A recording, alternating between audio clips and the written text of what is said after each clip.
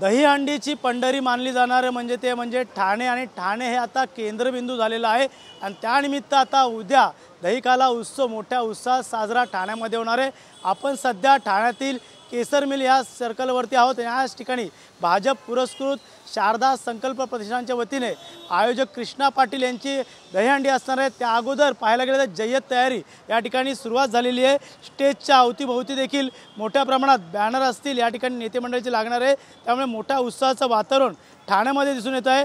ठाण्यामध्ये या ठिकाणी अनेक पथके जे मुंबई असेल ठाणे असेल इतर ठिकाणाहून देखील आपली हजेरी लावणार आहे।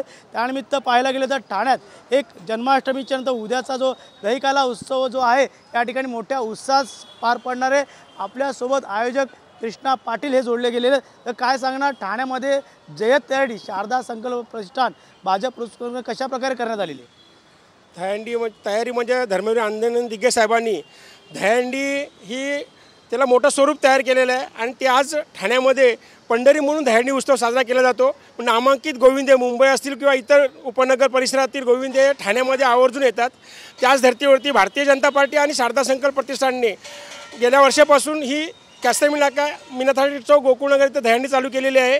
या दहीहंडीमध्ये विशेष म्हणजे खेळाला प्राधान्य दिलेलं आहे महायुती सरकारने। दहीहंडी हा खेळ म्हणून उत्सव साजरा केला आहे, तसेच दहीहंडीच्या दिवशी सुट्टी जाहीर केलेली आहे। त्यामुळे महायुती सरकारचं सर्वात पहिल्यांदा अभिनंदन की सुट्टी जाहीर केल्यामुळे ह्याचा सर्व लोकांना त्याचा उपभोग घेता येईल किंवा त्यांना पाहता येईल।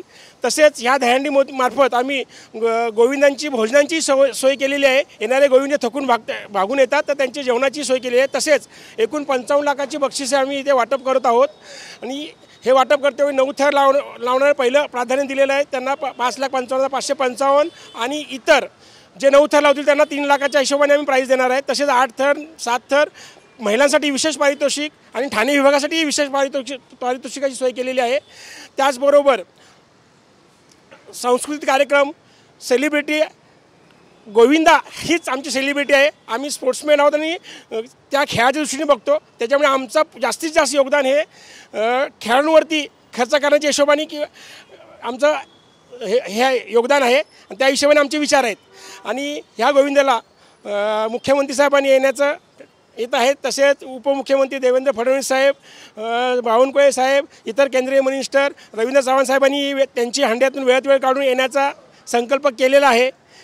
नक्कीच या ठिकाणी तुम्ही जर स्पोर्ट्समॅन म्हणून तुम्ही बघतात, सेफ्टी म्हणून या ठिकाणी गोविंदा पथकासाठी कशा प्रकारे सेफ्टी करण्यात आलेली आहे। एकंदरीत पाहता अनेक गोविंदा जे आहेत ते जखमी होतात, त्यानंतर त्यांना पुढे दवाखान्यात हलवावं लागतं, काय सांगा? या ठिकाणी आम्ही दहीहंडीच्या गोविंदा पथकांसाठी जे लहान मुलं वर चढतात शासनाच्या नियमानुसार आम्ही या ठिकाणी हंडी खेळवली जाते।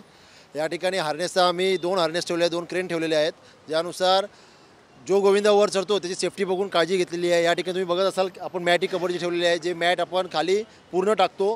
ही ह्या हंडीची ओळख आहे की गेल्या वर्षी प्रथम वर्ष होतं त्यावेळी अशा प्रकारची नियोजन करण्यात आलं होतं, यावर्षी अशा प्रकारची पूर्ण गोविंदा पथकांची काळजी घेतलेली आहे। महिलांसाठी योग्य ते नियोजन केलेलं आहे, जेणेकरून यशस्वीरित्या ही उत्सव व्हावा आणि कुठल्याही गोविंदाला कुठली दुखापत होण्याची याची पूर्ण काळजी शारदा संकल्प प्रतिष्ठानने या ठिकाणी घेतलेली आहे।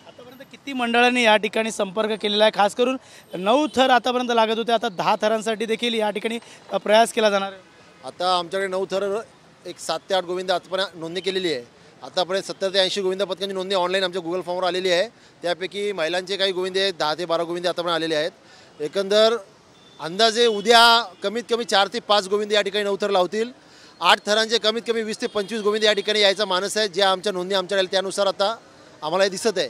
नक्कीच या ठिकाणी पाहायला गेलं तर डॉक्टरची टीम पण देखील कशी असणार आहे सेफ्टी म्हणून बघायला गेलं तर, आणि विमा संदर्भात देखील सरकारने या ठिकाणी विमा उतरवलेला आहे। या ठिकाणी डॉक्टरची पूर्ण टीम आहे, त्याबरोबर कार्डियक ॲम्ब्युलन्स आणि एक साधी 4 व्हीलर ॲम्ब्युलन्स आपली ओमनीची, अशी आपण सगळं या ठिकाणी नियोजन ठेवलेलं आहे। या ठिकाणी कुठल्याही गोविंदा कुठल्याही प्रकारे दुखापत झाली त्याला क्षणाचा विलंब न करता आमचे सर्व कार्यकर्ते पदाधिकारी आणि भारतीय जनता पक्ष पूर्ण टीम आमची या ठिकाणी पूर्ण कार्यरत आहे। कुठल्याही गोविंदा पथकात कुठली दुखापत होणार तर नाहीच याची पूर्ण काळजी घेतलेली आहे। आम्हाला विश्वास आहे असं कुठल्याही या ठिकाणी घटना घडणार नाही, पण झालीच तर त्याला योग्य ते नियोजन केलेलं या ठिकाणी आम्ही केलेलं आहे। सरकार म्हणून बघायला गेलं तर येणाऱ्या काळात पाहायला गेलं तर आपली महायुतीची हंडी कशी, तुम्ही महाविकास आघाडीची हंडी कशा प्रकारे फोडणार? महायुतीची हंडी ह्या आधी आणि आत्तापर्यंत आपण बघत असाल महायुतीमध्ये जे पक्ष आहेत त्यांनी उत्सवाला प्रथम प्राधान्य दिलेलं आहे। आपली संस्कृती आपली परंपरा जपण्याचं काम हे महायुती सरकार करत आलेलं आहे। त्यानुसार तुम्ही बघितलं आदरणीय एकनाथ शिंदे मुख्यमंत्री साहेब यांनी सुट्टी जाहीर केलेली आहे। त्याचबरोबर उपमुख्यमंत्री देवेंद्र फडणवीस साहेब असतील, अजित पवारजी असतील, उपमुख्यमंत्री साहेब त्यांनी या प्रत्येक खेळाच्या दृष्टीने बघून या सणाकडे बघितलेलं आहे। त्यानुसार प्रो कबड्डी ज्या धर्तीवर प्रो गोविंदाही त्यांनी सुरू केलेला आहे, जेणेकरून आपला हा महाराष्ट्राचा खेळ उंचावला जावा। व आपण बघित असेल मागील काही वर्षात स्पेनलाही आपल्या गोविंदा पथकातून काही महाराष्ट्रातून खेळाडू स्पेनलाही जाऊन आलेले आहेत। हे कारण एकच आहे की या सगळ्या गोष्टी होण्यामागचं कारण की महायुती सरकार आणि सरकारने घेतलेले निर्णय हे याला मेन कारणीभूत आहे।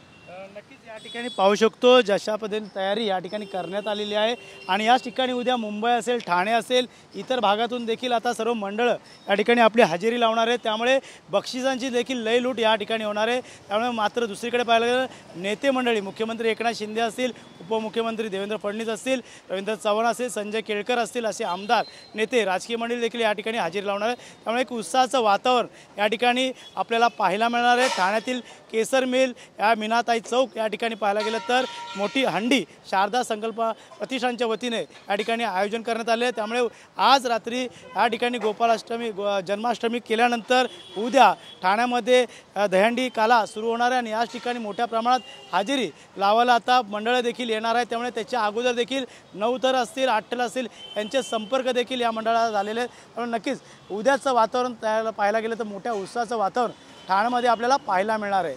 त्यामुळे अथर्वसह गणेश सुराट, TV9 मराठी, ठाणे।